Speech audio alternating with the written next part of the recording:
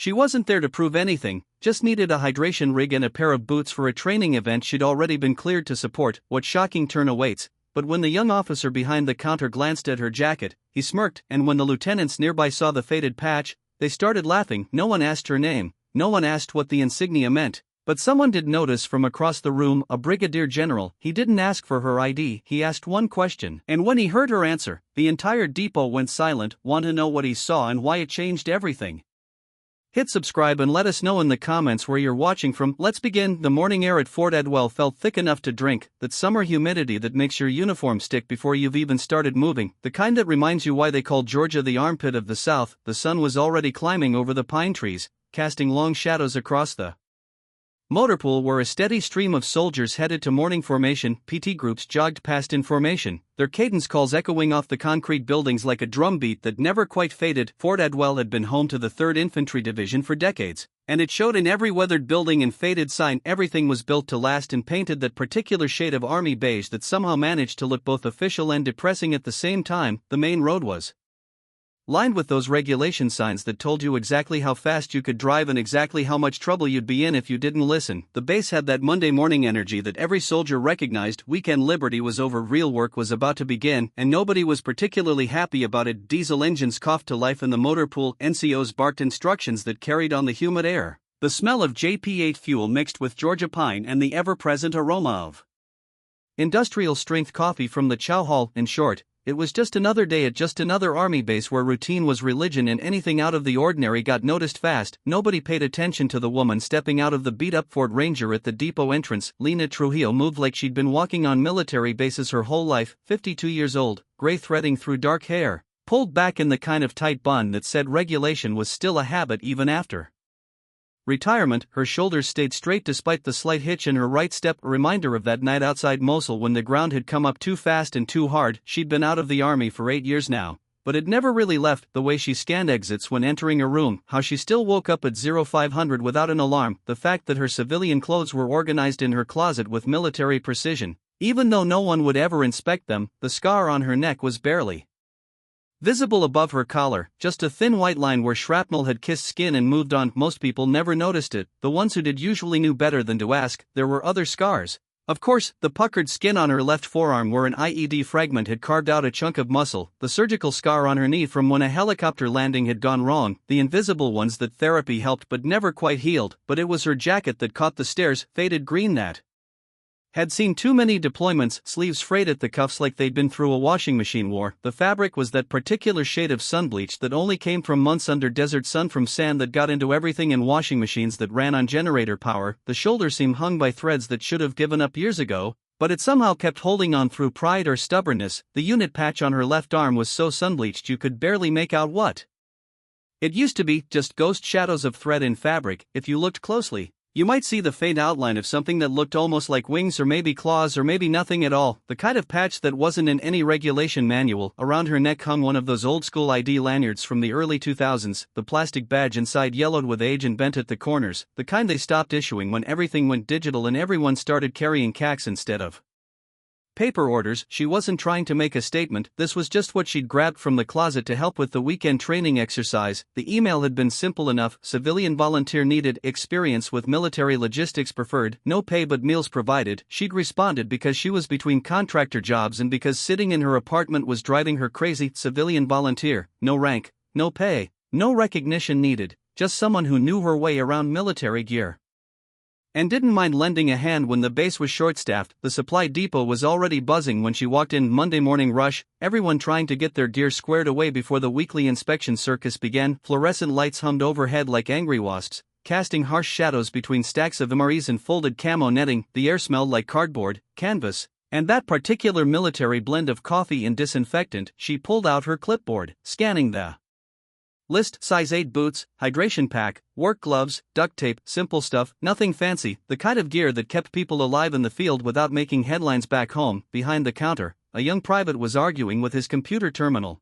pecking at keys like he was afraid they might bite back. Two specialists near the uniform rack were debating the merits of different boot brands with the intensity of theology students. Normal depot noise, that's when she heard them. 3 second lieutenants stood near the boot rack, Fresh out of officer school by the look of their pressed uniforms and shiny bars, they had that particular confidence that comes with new rank and zero real-world experience, the kind of swagger that said they'd read the manuals and figured they had it all figured out. The tall one, name-tape reading Myers, had the build of someone who'd been an athlete in college, probably played lacrosse or rugby, something that required equal parts skill and entitlement. He nudged his buddy with his elbow, not bothering to lower his voice much. Halloween's not for another few months. His buddy, Hensley, according to his name tape, was shorter, but carried himself like he was still trying to prove something. Fresh out of West Point, by the look of his posture, probably graduated somewhere in the middle of his class and was still bitter about it. Look at that jacket, he whispered, but loud enough to be heard 3 aisles over. Goodwill special, you think? Nah, said the third one, a lieutenant named Torres, who had the kind of nervous energy that suggested he talked too much when he was uncomfortable. She probably found it in her grandfather's attic. You know how these people are, put on some old uniform and suddenly they're war heroes. They were loud enough to be heard, but quiet enough to pretend they weren't talking about her. Classic officer move, the kind they probably learned in leadership school somewhere between how to read a map and why. You're better than enlisted personnel, some people just can't let go, Myers said, shaking his head with theatrical sympathy. Probably tells war stories at the VFW about missions that never happened, secret operations in countries that don't exist. I bet she's got a whole closet full of stuff like that, Torres added, warming to the themed fake ribbons, made-up patches, the whole stolen valor starter pack. They were enjoying themselves now, feeding off each other's confidence like sharks smelling blood. In the water, this was safe territory for them, punching down at someone who couldn't punch back. They were loud enough to be heard, but quiet enough to pretend they weren't talking about her. Classic officer move, the kind they probably learned in leadership school, how to establish dominance without technically crossing lines. Lena kept walking, grabbed what she needed from the shelves, headed for the checkout counter. Her movements were economical, practiced, no wasted motion, no reaction to the commentary floating behind her. The private behind the register looked barely old enough to shave, probably straight out of basic training by the nervous way he handled the scanner. His name tape read Collins, and he had the deer in headlights look that new soldiers get when they're not sure what the rules are. Morning, ma'am, he said, trying to sound professional. Got your paperwork? He scanned her authorization form, then frowned at his screen like it had personally offended him. System says you need active duty clearance or assigned unit code. Lena reached into her bag and pulled out the authorization letter, 3 pages properly formatted, signed by a battalion logistics officer with enough stamps and seals to choke a bureaucrat. Everything official and above board. The kid read it twice, turned it over like the answer might be written on the back, then tapped his screen again with increasing desperation, still showing manual approval required. The system won't let me override it. I might need to get my supervisor. But he's at morning briefing. His voice trailed off uncertainly. You could see him trying to figure out whether following regulations or helping a customer was going to get him in more trouble. That's when Lieutenant Myers decided to be helpful. He strolled over with that practiced grin officers use when they think they've caught someone in a lie. The kind of smile that doesn't reach the eyes and says he's doing everyone a favor by exposing fraud. Let me take a look at that, he said, reaching for the paperwork with the casual authority of someone who'd never been told no. He made a show of examining it, holding it up to the light like he was checking for watermarks. Pretty convincing. But see, here's the thing, we get people trying this all the time. Fake authorization letters, expired waivers, you name it. Anyone with a computer and a decent printer can make something that looks official. The private shifted uncomfortably, caught between regulations and rank, procedure, and pressure. His eyes darted between Lena and the lieutenant like he was watching a tennis match where someone was about to get hurt. Ma'am, he said reluctantly, you might need to come back once it's been cleared through the battalion office. They're usually open after 0900. Lena nodded once. No argument, no explanation, no dramatic protest about disrespect or proper procedures. She simply stepped aside and sat down on the metal bench against the back wall, setting her gear list on her knee like she had all the time in the world. The bench was one of those institutional pieces that managed to be uncomfortable in every possible way. Cold metal that conducted every degree of the depot's aggressive air conditioning straight through her jacket. But she'd sat in worse places and waited for better reasons. As she settled in, one of the other lieutenants walked past slowly, making sure his voice carried. Maybe try a uniform that actually fits next time. There are regulations about proper appearance, even for civilians. He didn't wait for a response, didn't need one. This wasn't about conversation or correction, this was about establishing a pecking order, making sure everyone knew where they stood. Lena kept her eyes forward. The depot continued its morning business around her. A forklift beeped somewhere in the back. Someone was arguing about a missing shipment of batteries. The coffee machine by the entrance gurgled and hissed like it was personally offended by Monday morning. Her shoulder ached where old shrapnel had carved a permanent reminder into muscle and bone, the kind of ache that weather brought out, that stress made worse, that would never quite go away no matter how much physical therapy they threw at it. She adjusted her bag, and for just a moment, her jacket shifted enough to show the faded outline of something on her left shoulder. Not much left of it, just ghost threads and fabric shadows where a patch used to be, the kind of wear that comes from years of washing and wearing from sun and rain and sand that gets into everything. But it wasn't any patch you'd find in a uniform catalog or military surplus store. A civilian contractor rolling ammunition crates on a hand truck stopped mid-stride when he caught sight of it. His eyes went wide for just a second like he'd seen something that shouldn't exist. Then he turned and disappeared into the back storage room without a word, moving faster than his job required. Lena barely noticed. She was used to waiting near the vending machines. The lieutenants had found themselves an audience. 2 other junior officers and a supply warrant gathered around as Lieutenant Hensley held court, one boot propped up against a chair like he was giving a TED talk about military fashion disasters. I'm telling you, they crawl out of every military documentary on cable. Probably thinks she's starring in her own war movie, he said, gesturing with his energy drink for emphasis. Chuckles all around. Safe, comfortable laughter from people who knew their rank protected them, who never had to earn respect the hard way. You see that patch, Myers added, warming to his theme, so faded you can't even tell what it used to be. Bet she's got stories about classified missions nobody can verify, top secret operations in countries that don't exist. The warrant officer, a guy named Patterson, who'd been around long enough to know better, shook his head with theatrical sympathy. They always flash a scar and wait for someone to buy them a beer. That patch doesn't even show up on Google. Probably made it herself in arts and crafts. The best part, Hensley continued, is how they never give you details. It's always classified or need to know. Or my personal favorite, if I told you, I'd have to kill you, because who's going to challenge that? Just sit there looking mysterious and let people fill in the blanks. More laughter, the kind that comes easy when you're punching down at someone who won't punch back. I had a guy in my ROTC class who pulled the same thing, Patterson said. Claimed his dad was special forces, showed up to military ball wearing ribbons that didn't exist. Turns out the old man was motorpool. They always count on the silences they shia, Hensley said, really getting into it now, because confronting them makes you look like the bad guy, so they just sit there with their fake patches and made-up stories waiting for someone to thank them for their service. That's when someone set down a coffee tray behind them with just enough force to make the ceramic mugs clink together. 4 cups, military issue, steam rising in the depot's recycled air. Nobody had heard him coming. The man standing there wore the kind of stillness that made smart people stop talking and dumb people keep going. Combat season OCPs that had seen real use, not parade ground pressing sleeves rolled to show faded tattoos that told stories these kids had only read about. A Pathfinder arrowhead on one forearm, airborne wings on the other, deployment bands that went up his arm like a timeline of places most people couldn't find on a map. His name tape read in faded black letters. The one below it read Brig Gen. The laughter died like someone had cut the power to the whole conversation. Brigadier General Malcolm Ree didn't acknowledge them, didn't explain himself, didn't offer any of the pleasantries that usually came with rank. He simply picked up a 5th cup of coffee, black and untouched, and walked away without a word, headed straight for the woman on the bench. Jesus, Hensley whispered, his voice barely audible. Was that Ree? Myers confirmed, his mouth suddenly tasting like sand. Malcolm Ree from the Pathfinder teams. He briefed the Joint Chiefs last month, the guy who pulled that convoy out of Fallujah?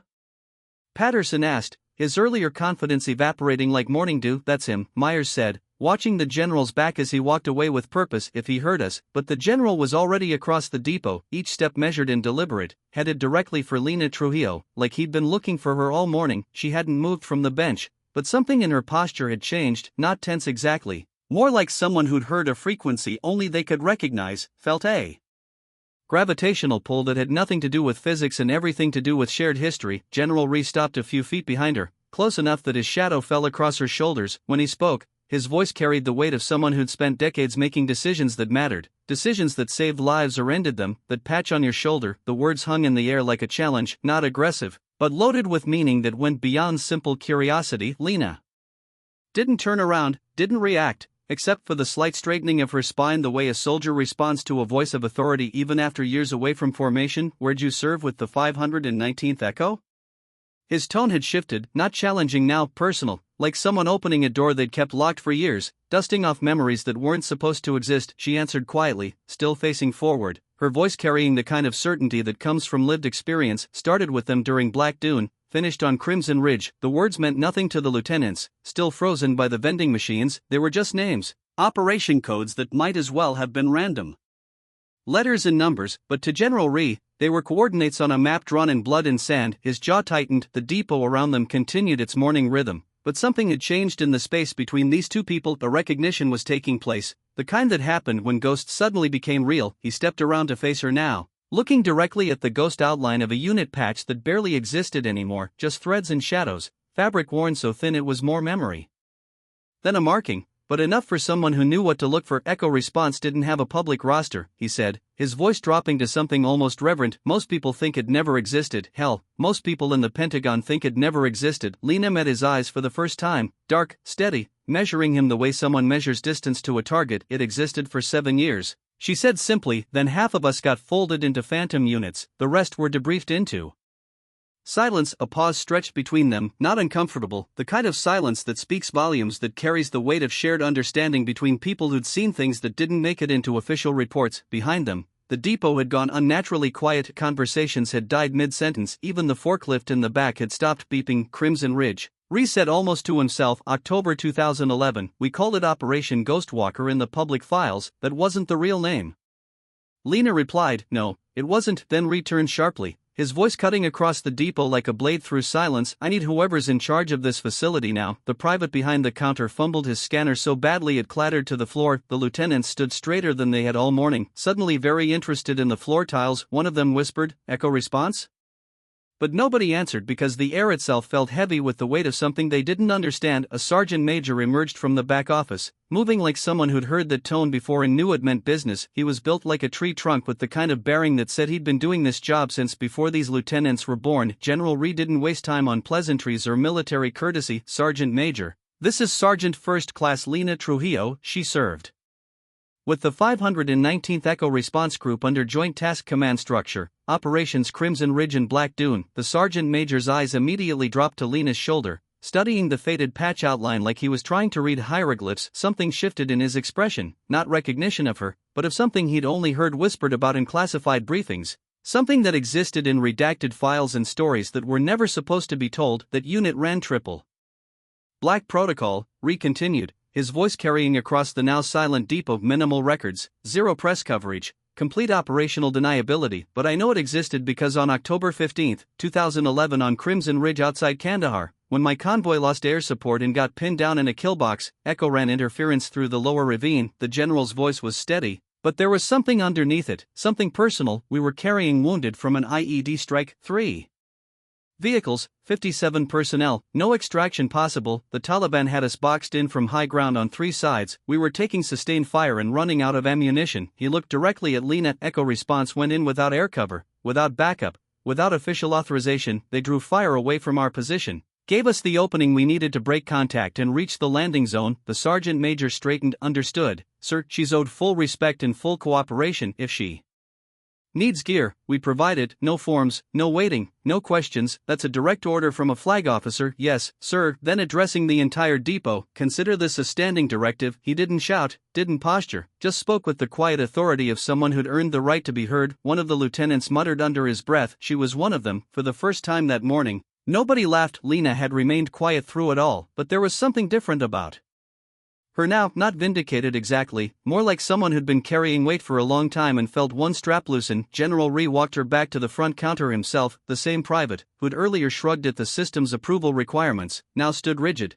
treating his terminal like it might explode if he touched the wrong key. Private, this requisition will be fulfilled immediately. Yes, sir, the young man stammered, fingers flying across the keyboard. He didn't look up, didn't ask for additional authorization, just scanned Lena's ID and started hitting override codes while his ears turned red. You're all set, ma'am, everything's approved. An aide hustled to the back and returned with a sealed gear pack, new boots, hydration system, gloves, all regulation, all properly issued. Set the gear on the counter beside her. You're good to go. Appreciate it, General, she said quietly. Not doing you a favor, Sergeant, I'm correcting an oversight. That's when Lieutenant Myers approached. The same officer who'd been so confident with his jokes earlier now looked like he wanted to disappear into the floor. He stopped a respectful distance away, hands clasped behind his back. Ma'am, he began, eyes lowered, I want to apologize for earlier. I didn't realize. Lena looked at him, not angry, but not letting him off easy either. You didn't ask. 2 words that hit harder than any lecture, simple truth that left nowhere to hide. He nodded. Yes, ma'am. She didn't smile, didn't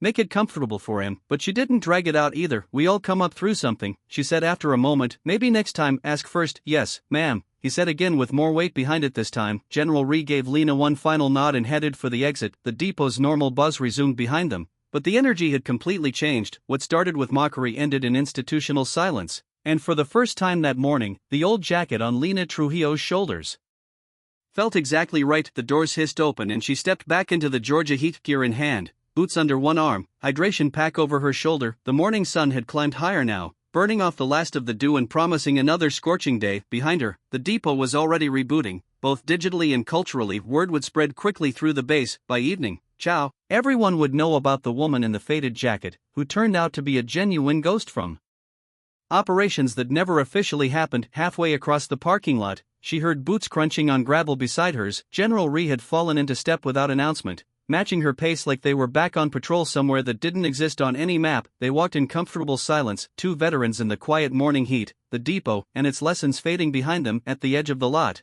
near where her truck sat baking in the sun, he stopped, she stopped, too. They stood there for a moment, engine heat shimmering off the asphalt around them, the sounds of base life continuing in the distance. He didn't offer some dramatic farewell or thank her again for a mission that happened over a decade ago, just looked at her with the kind of respect that can't be faked or demanded, only earned through blood and sacrifice. You know, he said quietly, there's a training exercise next month. Joint operations could use someone with experience running interference ops. Lena considered this, adjusting the strap of her gear bag. Consulting work, something like that if you're interested. She looked back toward the depot where three young officers were probably having the worst morning of their military career so far. Might be good for them to work with someone who's actually been there, she said. Might be, he agreed. She gave him another of those small nods, the kind that said more than words. I'll think about it. General Rays, just Rays. She watched him go for half a breath, then headed to her truck, gear in the back seat, windows down, dust rising from the tires as she pulled away. No medals, no ceremony, just dignity restored by someone who understood what it meant, and that was enough. Have you ever watched someone endure disrespect with quiet strength?